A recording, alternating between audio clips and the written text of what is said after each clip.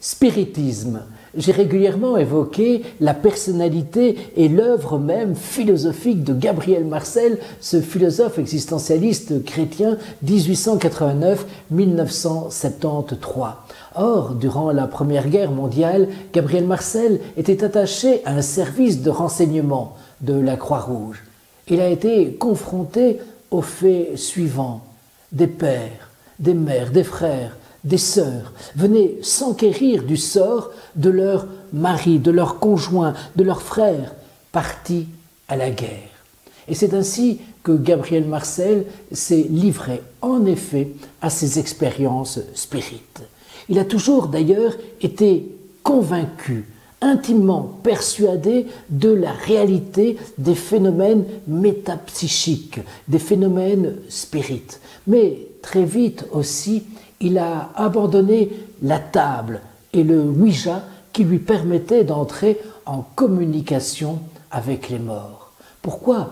Parce qu'il s'est dit que finalement, on pouvait ressentir la présence de l'être aimé mort par-delà la mort sans passer précisément par la table ou encore ce Ouija qui vous donne des lettres de l'alphabet et qui vous permet comme ça de reconnaître les entités avec lesquelles vous êtes censé communiquer.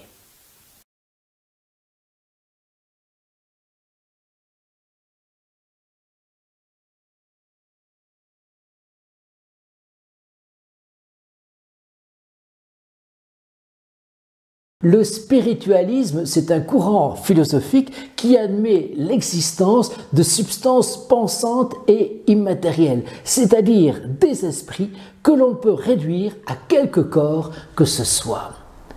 Il existe deux types de spiritualisme.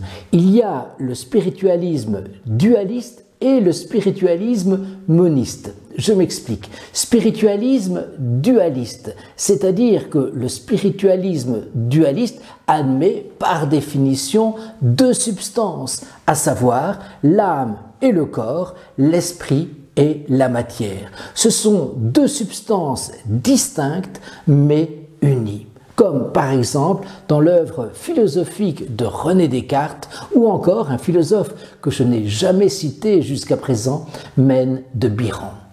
Spiritualisme moniste maintenant, monos, un seul, c'est-à-dire que les spiritualistes monistes admettent un seul principe, une seule substance, à savoir la substance spirituelle uniquement.